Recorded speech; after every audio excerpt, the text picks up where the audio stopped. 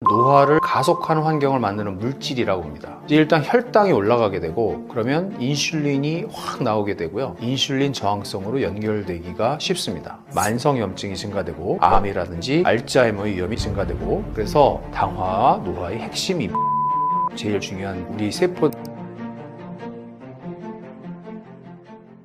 의사로서 평소에 되도록 피하려고 하는 음식이 있다면 무엇인가요? 저는 일단은 그 음식을 딱 봤을 때 재료가 잘 보이지 않는 음식하고 그다음에 조리 방법이 너무 갈색이거나 튀긴 음식은 좀 피하려고 합니다. 그래서 이제 제가 좋아하는 말 중에 하나인데 이거는 비유적인 말이에요. 농부에게 지금 돈을 쓰지 않으면 나중에 의사한테 약값으로 돈을 더 많이 지불하게 된다. 근데 이 말은 결국에는 농부는 좋은 식재료와 생활 습관을 말하는 거죠. 그래서 이제 일반적으로는 그 어떤 음식 이런 걸 열거하는 것보다는 이제 일단 탄산음료, 그 액체 형태로 된 그 당, 액상 과당, 가당음료 이런 거는 저는 사실 입에 대지도 않고요. 그리고 이제 정제 탄수화물, 그다음에 빵, 과자, 케이크 이런 것들은 이제 저도 사람이니까 먹을 때는 먹는데 이런 것들은 빈속에는 잘 안 먹으려고 하고 밥 먹은 다음에 디저트로 먹으려고 합니다. 그다음에 이제 가공식품, 그러니까 이제 음식물을 딱 봤을 때 뒤에 성분표가 굉장히 길고 복잡한 거. 요거는 이제 먹을 때 한번 생각을 해보고 먹습니다. 그래서 이제 이런 것들을 제가 지키려고 하는데 이제 많은 분들이 이렇게 생각하실 수 있을 것 같아요. 나는 설탕 안 먹는데 사실은 설탕이 이제 숨어 있는 것들이 되게 많죠. 소스라든지 커피, 달달한 커피, 음료 이런 것들도 설탕이 많이 있기 때문에 여기에 이제 속으면 안 된다고 생각합니다. 설탕과 정제 탄수화물이 노화를 빠르게 만든다고 하는데 실제로 우리 몸에서 어떤 변화가 일어나나요?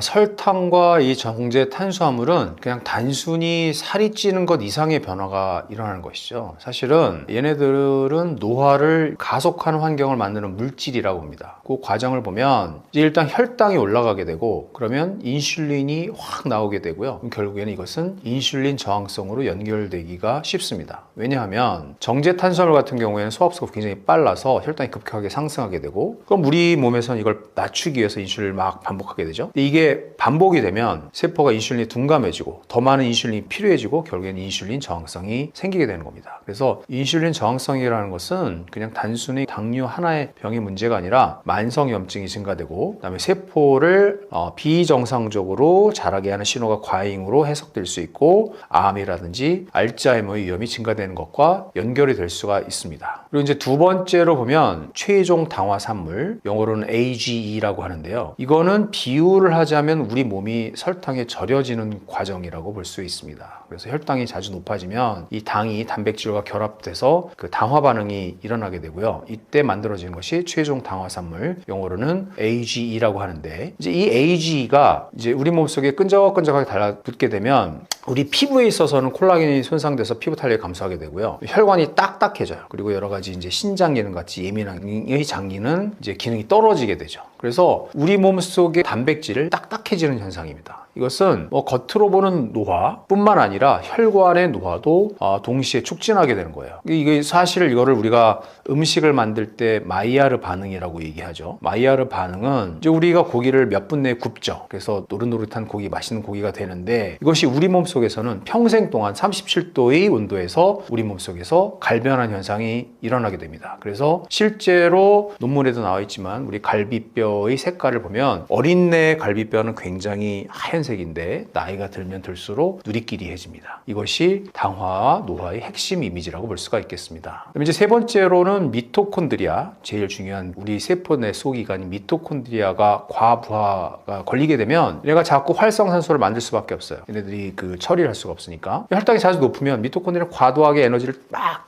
무리를 하게 되죠. 과로를 하게 되죠. 과로를 하게 되면 그 회로인 전자전력에 부담이 되고 그러면 활성산소가 많이 나오게 되고 미토콘드리아 DNA가 비정상적으로 손상돼서 혈액으로 나가게 되죠. 그러면 이제 아까 말씀드렸던 피로가 증가되고 회복력이 감소되고 근육이 떨어지고 인지기능 떨어지는 거 이런 것들로 이어지게 되죠. 그럼 결국에는 이것들이 혈당 급등으로 출발된 것들이 염증 반응을 유발하게 되고 그럼 이 고혈당 상태에서는 염증 경로, NF-카파비와 같은 염증 경로 경로가 활성화가 되고 염증성 사이토카인 증가되고 혈관에 그 안을 싸고 있는 그 세포들이 손상되게 되죠. 그래서 이 상태가 반복되면 결국 염증 노화의 환경이 되게 되는 겁니다. 그래서 이 염증이라는 거는 결국에는 암의 성장 환경을 만들고 그 다음에 특히 신경의 염증을 촉진하고 또한 근육의 감소를 가속하게 됩니다. 그래서 정제 탄수화물은 노화의 염증 축을 자극하는 것이죠. 또한 이제 복부 지방이 증가돼서 뭐 이 복부 지방이라는 건 염증 공장이라고 볼 수가 있고, 그다음에 알츠하이머도 대사 이상의 관점으로 설명한다면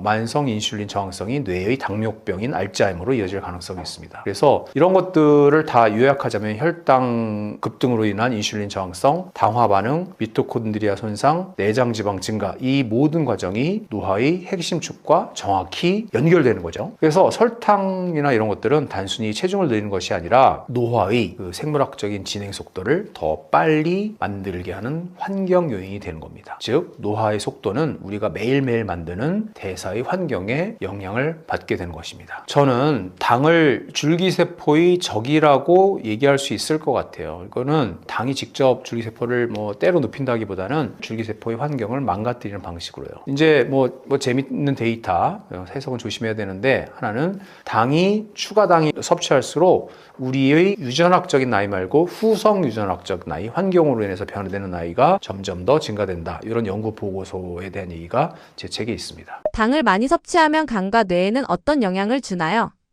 설탕이나 정제 탄수화물을 많이 섭취하면 가장 부담을 많이 받는 장기가 사실 간이죠. 그리고 그 영향이 결국 뇌까지 이어집니다. 그래서 이것은 단순히 혈당을 오른다는 수준을 넘어서 그 노화의 어떤 생물학적인 환경을 바꾸는 방향으로 진행이 됩니다. 간의 위주로 보면 간은 이제 당을 처리하는 그 공장이죠. 특히 과당이라는 것은 대부분 다 간에서 처리하는데, 간은 이것을 뭐 일부는 저장하고 일부는 에너지로 사용하지만 과잉 섭취가 반복이 되면 이제 지방간이 됩니다. 이것을 이제 간은 이를 지방으로 전환해서 영어로는 de novo lipogenesis라고 되어 있는데, 이것이 그 자리에서 지방이 생성된다 이 말입니다. 그래서 이 간에서 생긴 지방간은 단순히 간의 문제에 그치지 않고 전신의 인슐린 저항성의 출발점이 될 수 있습니다. 그래서 간의 염증이 결국에는 전신 염증으로 이어지게 되는 것인데, 그래서 지방이 축적된 간은 염증 물질을 분비하기 시작하고 염증으로 전신으로 염증을 증폭시키는 구조가 됩니다. 그래서 우리가 지방이 여러 군데 있죠. 피하에도 있고 내장에도 있고 간에도 있는데, 특히 간에 있는 지방은 양이 아주 적어도 그 대사에 미치는 영향은 아주 엄청납니다. 그래서 어떤 연구에서는 제가 아주 직관적인 수치를 하나 예를 든다면, 간 지방이 전체 간에서 25%인 사람들에서 간에 들어있는 중성지방은 약 0.4kg, 400g 정도 된다고 하면, 이것은 피하 지방까지 포함해서 중성지방은 약 40kg의 효과를 발휘한다고 봅니다. 즉 간에 낀 지방은 전체 지방량의 1%밖에 안 되는 거죠. 하지만 이것은 대사에는 엄청난 악영향을 미친다. 그래서 간 지방은 소량이어도 독성은 엄청 크다라는 말에 근거가 될 수 있습니다. 이제 뇌는 어떤 영향을 미치냐? 뇌는 인슐린 저항성이 생기게 되면 뇌도 포도당을 받아야 되는데 뇌 에너지의 공급이 저하됩니다. 즉 인슐린 저항성으로 인해서 집중력, 기억력, 사고 속도가 저하되고, 이것이 알츠하이머의 대사 이상 관점에서 설명하는 이유가 되죠. 그 다음에 고혈당과 고인슐린 상태가 되면 이 혈관의 내피를 손상시키고 뇌의 미세혈관에도 영향을 미치고, 그러면 염증성 물질이 증가하게 되면 뇌의 면역세포인 미세악요세포가 활성화됩니다. 그래서 뇌 신경염증이 생기게 되면 인지저하, 우울감, 그다음에 퇴행성 뇌질환 위험이 증가되는 것과 연결이 됩니다. 그래서 정리하자면 당을 많이 섭취하면 간에서는 지방간, 인슐린 저항성 증가, 미토콘드리아 손상, 염증 증가, 뇌에서는 그 에너지 이용 효율이 저하되고 인지 기능이 저하되고 신경염증이 증가되게 되고, 그다음에 퇴행성 변화의 위험이 상승하게 됩니다. 즉 당의 과다 섭취는 간에서부터 시작해서 뇌로 이어지는 노화의 가속 경로를 형성하게 됩니다. 당과 만성염증은 어떻게 연결되어 있나요? 우리는 흔히 염증을 이제 뭔가 감염이 있을 때나 생기는 거 아닌가? 라고 생각합니다. 하지만 노화의 핵심은 감염이 아닌 아주 낮은 수준의 만성염증, 그리고 염증 노화입니다. 그래서 이런 만성염증을 만드는 배경을 만드는 대표적인 요인 중 하나가 반복적인 고혈당 상태인데요. 이 반복적인 고혈당이 염증과 연결되는 길은 여러 개가 있지만 두 개가 가장 중요합니다. 하나는 최종 당화산물 AGE 많이 생기는 것과, 그다음에 또 하나는 혈당의 롤러코스터로 인한 염증의 증가. 이 두 가지로 볼 수가 있습니다. 그래서 사실 현대 식단이 워낙 그 열 처리하는 식품들이 많죠. 튀기고 굽고 하는 것들이 많죠. 이렇게 되면 AG가 많아지고, 그럼 이 AG를 먹게 되면 이것이 산화 스트레스, 염증과 연결될 수 있다는 것은 딱 정리가 되어 있어요. 그다음에 두 번째로 아까 말씀드렸던 혈당이 널뛰게 되면 그것이 우리 몸속에서는 스트레스 상황으로 받아들이게 되죠. 그럼 이 스트레스가 누적이 되면 미토콘드리아가 힘들고 효율이 떨어지고 이것이 다시 만성염증과 맞물릴 수가 있습니다. 그래서 이걸 요약하면 혈당 스파이크가 많아지면 NF-카파비와 같은 염증 유전자 경로를 활성화하게 되고, 인슐린이 잘 말을 듣지 않게 되니까 결국에는 뭐 내장증병 증가, 염증 물질 분비와 연결되게 되고, 그다음에 AG 최종 당화산물이 들어오게 되면 그거의 수용체를 자극하게 돼서 염증이 지속되게 되고, 이로 인해서 미토콘드리아가 손상되게 되면 다시 염증이 확대되는, 이것이 바로 이 모든 경로가 염증 노화의 경로와 정확하게 연결됩니다. 그래서 당은 한 번 들어가도 염증이 생기는 건 아니지만 반복적으로 계속되게 되면 만성적인 고혈당 상태가 되고, 이 노화의 속도는 우리가 매일 만드는 우리 이 몸속의 환경의 영향을 받기 때문에 당을 낮춘다는 것은 살을 빼는 문제뿐만 아니라 염증의 땔감을 줄이는 일입니다. 단 음식을 자주 먹는 습관이 피로감이나 집중력 저하와도 관련이 있나요? 네, 많은 분들이 이런 말씀을 하세요. 단 걸 먹으면 잠깐 기운이 나는 거 아닌가. 하지만 이제 그 다음에 잠깐 기운이 나는 것 같다가 금방 다시 졸리고 머리가 멍해지고 또 다시 당이 땡기게 되죠. 이거는 단순히 기분 문제가 아니라 혈당과 에너지 시스템의 롤러코스터 현상입니다. 실제로 이제 단 음식을 먹게 되면 이제 기분을 좋게 하는 이제 세로토닌이 분비되죠. 이 기분이 좋아질 수 있어요. 하지만 장기적으로 보면 이 과도한 당 섭취는 오히려 염증을 유발하고 우울증의 위험을 높인다는 건 알려져 있고요. 또한 정제된 당을 섭취하게 되면 이제 혈당 스파이크 현상이 발생되는데, 이것이 에너지 처리의 효율이 떨어지게 되고 우울증과 연결될 수 있습니다. 장기적인 그 과도한 당 섭취는 우울증의 주요 원인 중 하나인 이제 체내 염증을 증가시키고, 그다음에 기분 조절에 관여하는 세로토닌과 도파민의 균형도 무너뜨리게 되죠. 그리고 이제 우리 장내 미생물의 여러 가지 그 다양성을 감소시키게 되고, 그렇게 되면 장뇌축 요거의 기능도 저하시키게 됩니다.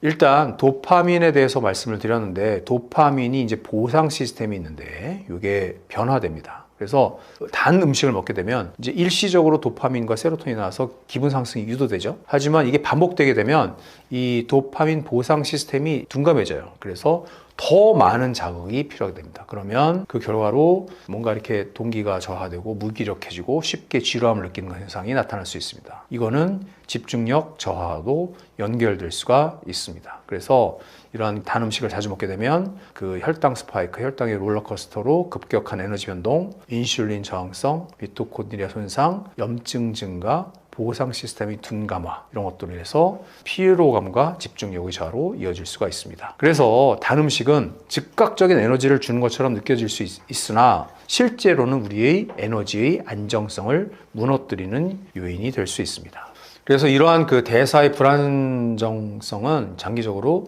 그 노화의 환경을 강화하는 그런 방향으로 작용하게 됩니다. 또한 설탕이 포함된 음식을 자주 섭취하는 성인 같은 경우에는 우울증의 발생 위험이 더 높다고 되어 있어요. 그래서 미국의 성인 대상으로 한 연구에서는 하루 100g의 설탕을 추가로 섭취하면 우울증의 위험이 약 28% 이상 증가될 수 있다, 이런 연구 결과가 나와 있습니다. 이건 왜 그러냐면 그 달달한 걸 먹게 되면 잠깐 각성이 되지만 곧 처지게 되고, 또 하나의 그 패턴 중에 하나는 밤에 그 수면 장애까지 연결이 되기 때문에, 수면 같은 경우에는 단순한 휴식이 아니라 회복 시스템이 돌아가는 시간이죠. 그래서 줄기세포 입장에서 보면은 수리팀의 교대 시간인데 수면이 문제가 생기게 되면 그 이후에도 문제가 생기는 거죠. 그래서 이 단맛을 끊어라, 이런 현실적인 처방은 제가 보기에는 빈속에 먹지 말고 단맛은 디저트로 먹는 게 좋고, 그다음에 가장 먼저 정리해야 될 것은 액상당입니다. 그리고 늦게 먹는 거, 저녁 디저트는 수면을 보호하기 위해서라도 밤늦게는 단 걸 먹는 게 안 좋죠. 당류 중에서도 특히 피해야 할 형태나 섭취 방식은 무엇인가요?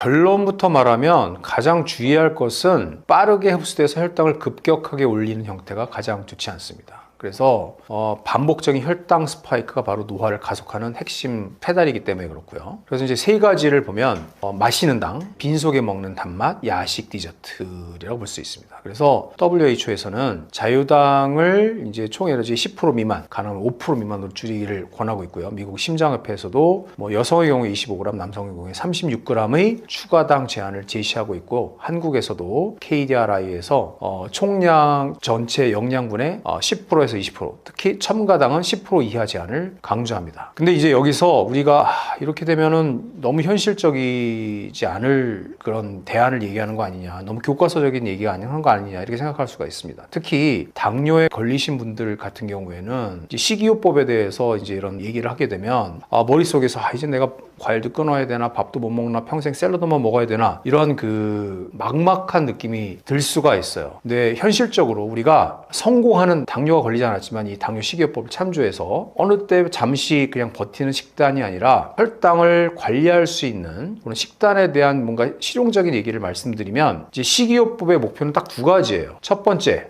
식후 혈당 스파이크, 두 번째로는 인슐린 저항성의 큰 축인 복부 지방을 줄인다. 이 두 가지입니다. 그래서 여기에 대해서 교육을 받았느냐 안 받았느냐의 그 임팩트, 효과는 생각보다는 굉장히 강합니다. 그래서 이 단계에 대해서 제가 자세하게 말씀을 드리면, 처음에 첫 2주 이때는 액체당부터 일단 끊으셔야 돼요. 그래서 특히 당뇨의 경우에 가장 그 효율적인 방법은 가당 음료, 주스, 달달한 커피, 설탕이 들어간 음료를 끊는 것입니다. 현실적으로는 이제 음료만 물이나 무가당이나 탄산 중에서 그냥 그 탄산만 들어간 거, 이런 것만 바꿔도 그걸 2주만 해도 혈당이 아주 눈에 띄게 달라지는 사람들이 많아요. 그리고 무가당 탄산수, 그다음에 설탕이 안 들어간 아메리카노, 무가당차로 이걸 바꿔야죠. 그다음에 두 번째, 우리가 밥을 먹지 말아라 이렇게 생각하면 안 되고, 밥을 쪼개서 생각해야 됩니다. 이제 한국 식단에서 가장 그 중요한 혈당을 흔드는 가장 큰 축은 대개 밥, 면, 빵이잖아요. 근데 우리가 밥을 끊어라 이런 뜻이 아니라, 밥을 이제 공기 단위로 생각하면 안 돼요. 공기 단위로 생각하는 순간에 이제 이게 어려워지는데, 대한당뇨병학회에서 그 제시한 건 뭐냐면, 공유의 일 교환 단위를 어떻게 제시했냐면, 탄수화물로는 약 그 23g, 그리고 칼로리로는 약간 100kcal 정도 되는데, 밥으로 치면은 약 70g 정도 됩니다. 70g이면 우리가 햇반이 한 210g이니까 약 밥의 3분의 1 공기가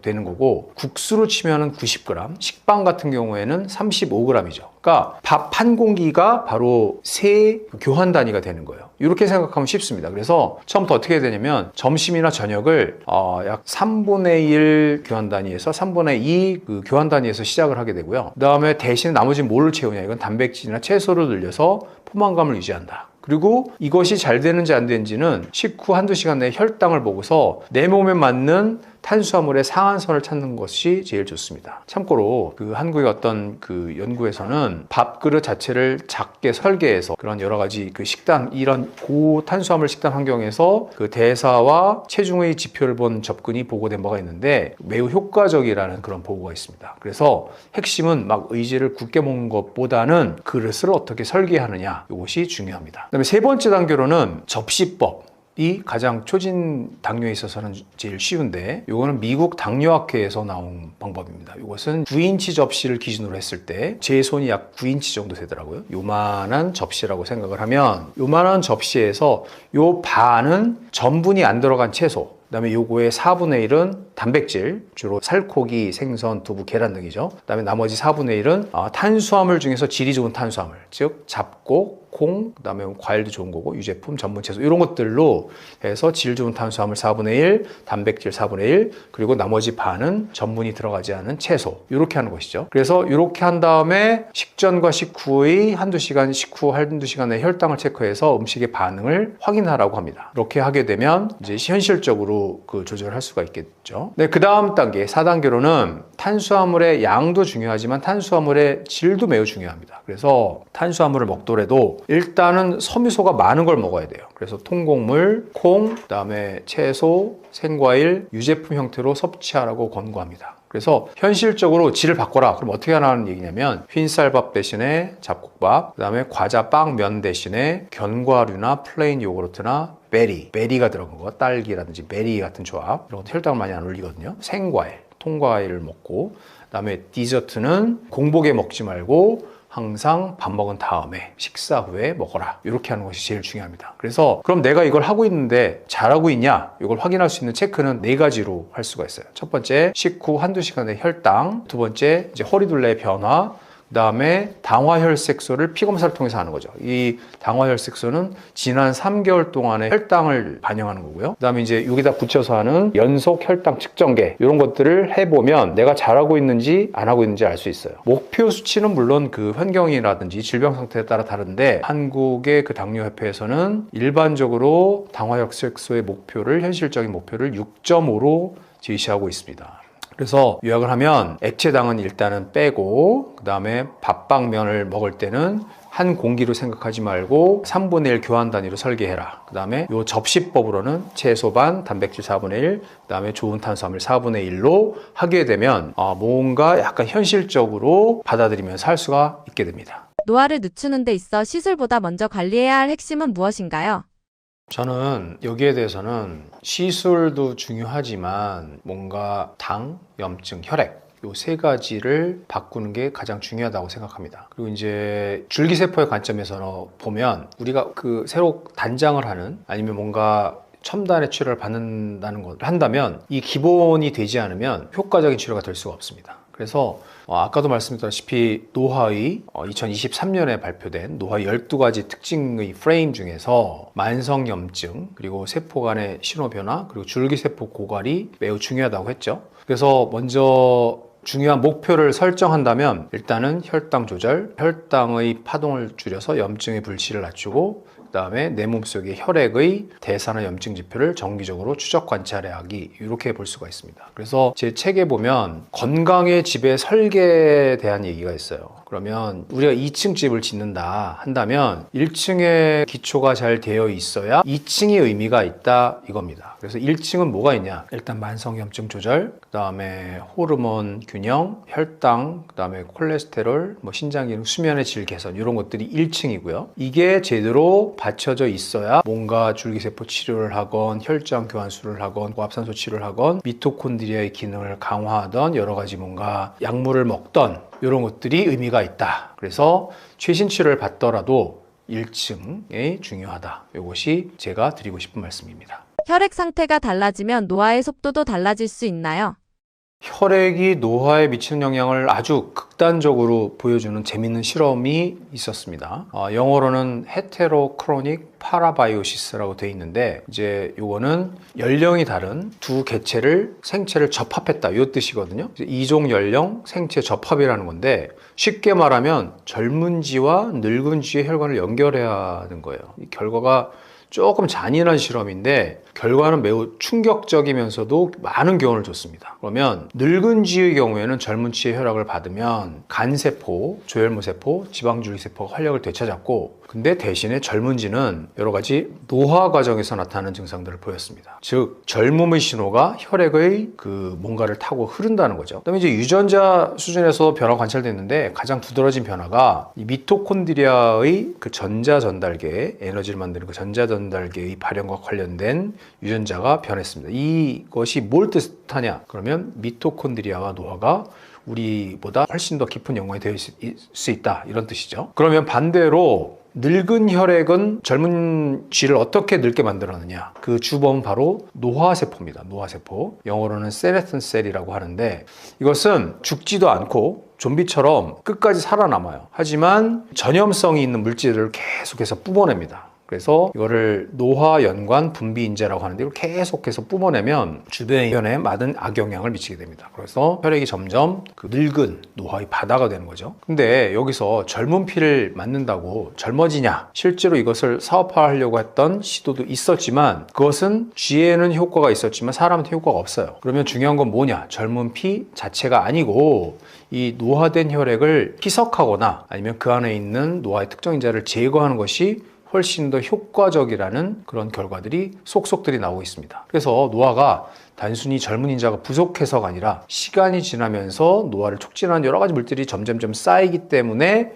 이 노화가 진행되는 것이라는 해석을 뒷받침하는 겁니다. 즉 우리가 젊어진다는 거의 키는 뭐냐면 뭔가 새로운 걸 자꾸 더하려고 하지 않고 해로운 것을 빼내는 데 있을지도 모른다고 볼 수가 있습니다. 우리가 나이를 되돌린다 이런 표현을 많이 요새 하죠. 하지만 이것이 이제 노화 관련의 위험의 궤적에 있어서는 이제 조금 달라질 수 있습니다. 그래서 대표적으로 생물학적인 나이, 후성 유전학적인 지표를 볼 때 건강한 식단을 먹게 되면 후성 유전학적인 나이가 젊어지고, 그리고 추가당의 섭취는 더 후성 유전학적 나이가 더 진행된다는 것을 우리가 결과적으로 실험 논문으로 알게 됐죠. 그래서 이것을 어떻게 해석하냐? 혈액 환경이 좋아지면 줄기세포가 일을 하기 좋은 현장이 되고, 그렇게 되면은 줄기세포가 훨씬 더 일을 잘하게 되는 것이죠. 그래서 혈액을 관리하는 것은 젊음의 재료를 관리하는 일이다, 이렇게 봅니다. 혈액 속 염증이 감정 기복이나 우울감과도 관련이 있나요? 네, 우리가 서양 철학에서 오랫동안 이제 몸과 마음을 따로 봤죠. 그래서 프랑스의 철학자인 데카르트가 이원론으로 설명이죠. 몸과 머리는 다르다. 그래서 우리는 뭔가 아직도 우울감이 있다, 감정의 기복이 있다, 이것은 그냥 우리가 마음의 문제라고 생각할 수도 있어요. 하지만 최근의 의학의 트렌드는 약간 그 반대의 얘기를 하고 있습니다. 즉 우리의 마음도 몸에서 연관이 되고 있다, 시작될 수 있다라는 것입니다. 그래서 이 뇌가 우리의 생물학적인 환경의 문제로 보는 게 점차 대세가 되어가고 있어요. 그 중심에 있는 것이 바로 혈액 속의 염증입니다. 그래서 이 감정이라는 것이 우리의 마음만의 일이 아니라 뇌의 생물학적인 환경 때문에 영향을 받는다. 그러면 우울증이 그럼 이 염증이랑 무슨 연관이 있을까? 이걸 다시 한번 생각을 해보면, 우울증이 단순히 긴 문제가 아니라 일부 환자, 우울증 환자의 약 25%에서 30% 정도에서는 이 만성의 저등급 염증 반응과 연결된다고 보고 있습니다. 일부 환자, 우울증의 염증과 연관된 그룹에서는 염증성 사이토카인이 올라가 있는 경우가 많고, 뇌 밖의 염증이 뇌의 컨디션을 흔들리게 되는 건데, 이게 이제 뇌에 어떤 영향을 주냐? 세로토닌, 도파민 대사가 흐트러지고 신경회로가 영향을 받아서 뭔가 감기 걸렸을 때랑 비슷한 그런 느낌을 받게 되죠. 무기력해지고 피로해지고 의욕이 저하되고 뭔가 사회적으로 위축돼서 사람을 만나고 싶지 않아 하는 거, 이런 뭔가 아픈 행동이 나타날 수가 있습니다. 그래서 특히 항우울제를 먹어도 약을 잘 안 듣는, 치료가 잘 안 되는 우울증과도 많이 연결돼서 이야기합니다. 그러면 우리가 염증은 왜 올라가느냐? 이것은 만성 스트레스, 어린 시절의 트라우마, 비만, 나쁜 식습관, 뭔가 만성 감염 같은 것들이 염증을 자극할 수가 있어요. 그래서 이러한 치료에 있어서 염증이 높은 그룹은 그런 기존의 항우울제 반응이 떨어질 수가 있어서 연구자들 사이에서는 사이토카인 억제제 같은 그런 항염요법을 보조 치료로 탐색 중입니다. 중요한 건 모든 우울증이 염증과 연결되어 있다, 이런 뜻은 아니에요. 하지만 염증이 매우 중요한 우울증의 한 아형이 존재한다. 이것이 현재 의학이 보는 관점이고, 감정은 마음에서 느끼지만 그 환경은 혈액이 만든다는 겁니다. 그래서 이거를 조금 풀어서 설명을 해보자면, 혈액이 바로 그냥 흘러다니는 것이 아니라 여러 가지 감정의 뭔가 택배기사 같은 역할, 이런 뜻이 될 수가 있고, 그다음에 이제 우리가 나이가 들면 원래 우울해져요? 이렇게 생각할 수 있어요. 이거는 이제 나이가 들면 우울해진다는 뜻은 아니지만, 현실적인 데이터에서 보면 WHO에서는 70세 이상의 약 14%가 정신질환, 특히 우울증은 19%, 불안은 16.5%, 스트레스는 13.9%로 대충 데이터가 나오고 있습니다. 그래서 제가 말씀드리고 싶은 거는, 나이가 들면 당연히 우울해지는 건 아니지만 우리 몸속의 회복력과 면역 기능이 흔들리면 우울이 더 잘 생길 조건이 늘어난다, 이런 얘기고, 이 조건의 중심에는 바로 염증 노화가 들어갈 수 있다는 것입니다. 그래서 이 염증이 우울증을 만드는 그런 메커니즘을 잘 보면, 염증이 올라가게 되면 뭔가 세로토닌을 만들어내는 재료들이 있거든요. 이 재료들이 세로토닌으로 안 가고 다른 데로 빠지는 거예요. 그러면 어떤 느낌이 오냐면, 기분이 가라앉고 의욕이 줄고, 그다음에 즐거움이 무뎌지는, 쾌감을 못 느끼는 쪽으로 갈 수 있다는 얘기입니다. 그래서 마음이 약해서 우울한 게 아니라 이 몸의 염증 상태가 뇌의 회로에 영향을 미칠 수 있다는 거고요. 그다음에 나이가 들수록 이제 특히 우울한 사람 중에서 짜증이 많고, 이런 거에 대해서는 좀 높아진다는 보고가 있고요. 저항성의 우울, 아까 염증이 더 중요하다고 말씀을 드렸죠. 그래서 정리를 하면, 혈액 속의 염증이 높아지는 것은 이제 감정 기복, 우울감, 짜증이 더 많이 생길 수가 있고 특히 나이가 들수록 이 염증 노화라는 배경 때문에 그 연결이 더 강해질 수가 있습니다. 그래서 제가 권장드리는 거는 우울감이 지속될 때 물론 정신건강치료가 기본이죠. 하지만 동시에 나의 수면, 운동 패턴, 식단, 복부 비만, 염증 지표를 한번 체크해 보면 그 치료의 효과나 회복 속도가 달라질 수 있다고 봅니다. 탈모나 불면 같은 증상도 혈액 환경과 연결될 수 있나요? 제 책에 탈모나 불면증과 면역 조절 치료로 개선된 얘기가 있어서 여기에 대해서 간단하게 설명을 드리면 우리는 탈모는 그냥 두피의 문제 그리고 불면은 그냥 스트레스 받아서 생기는 거 아니야? 이렇게 생각할 수가 있습니다. 하지만 좀 더 이것을 파보면 이 두 증상 모두 혈액을 통해서 전달되는 염증성 신호와 관련이 있습니다. 그래서 탈모 같은 경우에도 탈모에 모낭이 있죠. 모낭은 이 얘네들도 환경을 봅니다. 그래서 모발은 매우 이제 빨리빨리 자라죠. 근데 몸이 안 좋고 혈액 환경이 나빠지면 영향을 받을 수밖에 없어요. 그래서 만성 염증이 있으면 우리 모낭 주변에 염증 반응이 증가하게 되고 그러면 이 모낭 주기에서 얘네들이 자라지 못하고 쉬게 됩니다. 휴지기 탈모를 유발할 수가 있고요. 그다음에 막 혈당이 불안정하고 인슐린 저항성이 증가되고 그러면 우리 남성 호르몬의 안드로겐의 대사가 변할 수 있습니다. 그러면 이제 이 남성형 탈모는 뭐 다 잘 아시다시피 DHT, 다이하이드로 테스토스테론과 관련이 깊은데 이 인슐린 저항성이 있게 되면 이 호르몬의 환경을 자극하게 돼서 남성형 탈모 이것이 더 심해질 수가 있습니다. 또 하나는 미토콘드리아의 기능이 저하될 수가 있는데 모낭세포도 당연히 에너지를 필요하죠. 그럼 미토콘드리아가 필요한데 미토콘드리아 기능이 떨어지면 세포 재생 속도가 감소하게 되고 그러면 모발이 가늘어지고 그다음에 자라는 성장기가 짧아지고 문제가 생기게 되죠. 그러면 불면증에 한번 보면 뇌도 혈액 환경의 영향을 받습니다. 그래서 수면이 단순히 뭐 스트레스 받아서 마음의 문제일 수도 있지만 그 좀 더 넓게 보면 뇌의 생물학적인 상태와 깊이 연관되어 있어요. 그래서 염증과 수면 조절 이걸 보면 염증성 사이토카인이 증가되게 되면 뇌가 수면 각성의 그 조절 시스템에 영향을 줍니다. 그래서 염증이 높아지면 깊은 수면을 못 자게 되고 자주 깨게 되고 새벽에 자꾸 깨게 되는 새벽 각성이 나타날 수 있습니다. 그래서 이 염증이 뇌를 뭔가 그 알람이 울리는 그런 경계 상태로 유지가 되는 거고요. 그다음에 늦은 저녁에 단 음식을 먹게 되면 그 혈당이 막 급락되게 되죠. 그러면 혈당이 떨어지게 될 때 뭔가 스트레스 호르몬이 콜티졸과 아드레날린이 막 분비가 되면서 새벽에 깨는 현상이 생길 수가 있습니다. 그리고 이제 수면이 사실은 우리의 미토콘드리아 에너지 회복 과정인데 미토콘드리아 기능이 떨어지게 되면 깊은 수면이 줄고 아침에 개운하지 않게 되죠. 그래서 탈모, 불면 뭐 다 별개의 질환 다른 증상인데 그 공통 기반은 만성염증, 인슐린 저항성, 미토콘드리아의 기능 저하, 그 다음에 뭔가 혈액순환의 미세 순환이 감소되는 거, 호르몬의 균형 변화 이런 것들이 다 연관되어 있다고 볼 수 있습니다. 그래서 이 모든 것은 노화의 혈액 환경 변화와 연결되는데 이것을 한 문장으로 정리하면 머리카락도 수면도 혈액이 만드는 환경에서 자랍니다. 만성 피로가 사실 예전에 겪었던 코로나랑 연관이 있을 수 있다는데 사실인가요?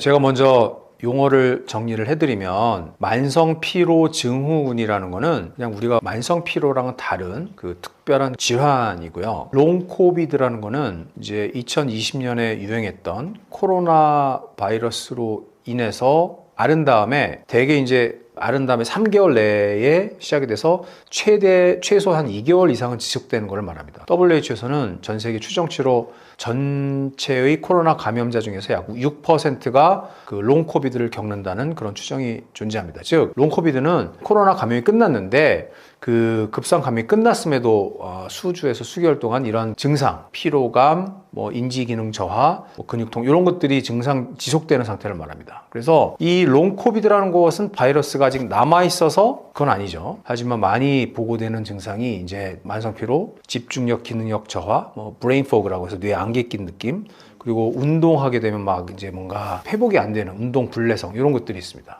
그럼 이제 검사를 해보면 롱코비드 검사를 해보면 특별한 이상이 잘 안 나와요. 그럼 이제 환자들은 꾀병이 아니냐, 정신적인 거 아니냐. 하지만 이런 설명되지 않은 증상을 겪는다고 하는데, 그럼 롱 코비드가 왜 이렇게 오래 가고 증상이 다양하게 나타날까요? 이것은 우리가 초기에 감염이 됐던 폐 장기만의 문제가 아니라 몸 전체 시스템이 바뀐 거라고 볼 수가 있습니다. 그래서 롱 코비드는 감염이 끝났죠. 하지만 몸의 발전소, 면역, 혈관 시스템이 회복 모드에서 복귀하지 못해서 생기는 걸 볼 수가 있습니다. 즉, 그 롱코비드가 원인이 하나가 아닐 수가 있는데, 면역과 염증과 자율신경, 혈관, 미토콘드리아 기능들이 얽혀 있다고 볼 수가 있어요. 근데 이러한 그 혈액 속의 염증이 개인별로 달라서 사람마다 다 다르죠. 그래서 이제 반드시 이제 의료진과 함께 접근을 해야 되는데, 롱 코비드는 코로나 끝나도 우리 몸속의 발전소, 면역, 혈관 시스템이 회복 모드에서 복귀하지 못해서 생기는 문제가 있습니다. 근데 이거는 이제 전체 시스템적인 문제인데, 만성 피로 증후군, 영어로는 근육통성 뇌척수염, 엔세팔로마티스 크로닉 퍼티그 신드롬인데 MECFS라고 씁니다.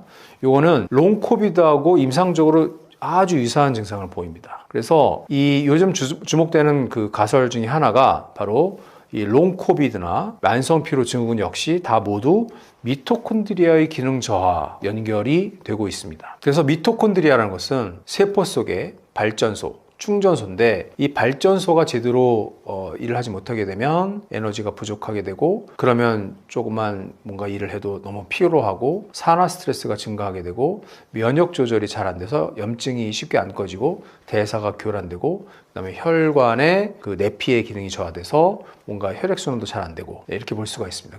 이거에 대해서 롱 코비드를 한 가지 증상으로 보기보다는 이 에너지를 담당하는 미토콘드리아와 그다음에 염증을 조절하는 면역, 그다음에 뭔가 혈액순환, 요 세 축이 흔들리는 전신 컨디션 장애라고 이해하려고 하는 그런 그 흐름이 커지고 있습니다. 혈액이 노화 신호의 통로라는 말씀은 어떤 의미인가요?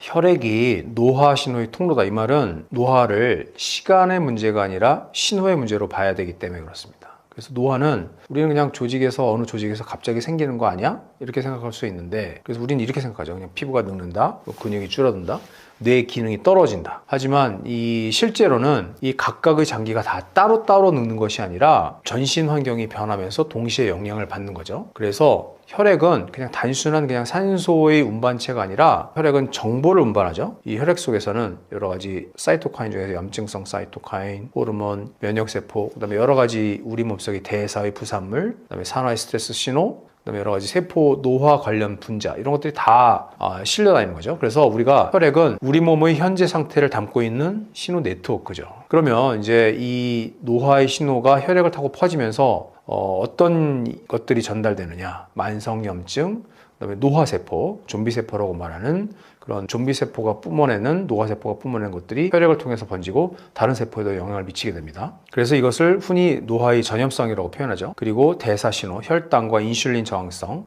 이런 것들이 있습니다. 그래서 이런 그 과학적인 힌트를 우리가 젊은 혈액 실험에서 얻었죠. 여기서 말하는 핵심은 하나인데, 노화는 그 조직 자체의 문제만이 아니라 순환하는 환경의 신호의 문제일 수 있다, 이런 뜻입니다.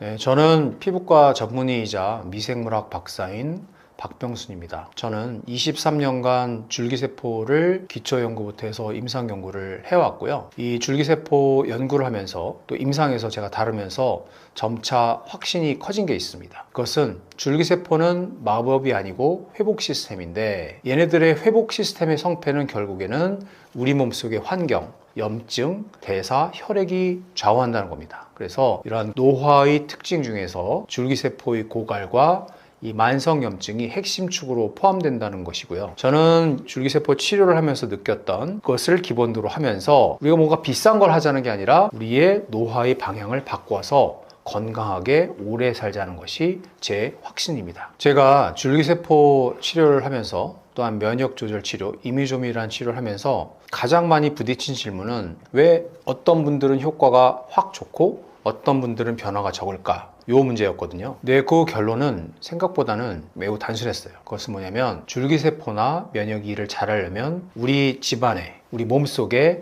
만성염증이 꺼져 있어야 한다. 이것을 확인했고요. 이것이 개선되게 되면 우리 몸속에 아주 드라마틱한 변화가 전신적으로 나타날 수 있다는 것을 제가 알게 돼서 그거에 대한 뭔가 키워드를 전달드리고자 요 염증 노화라는 책을 쓰게 됐습니다. 우리가 건강의 집을 잘 짓기 위해서는 뭔가 비싸거나 어려운 치료보다 기본적인 것만 잘 갖추더라도 우리는 건강하게 오래 살 수 있다고 생각합니다. 시청해 주셔서 감사합니다.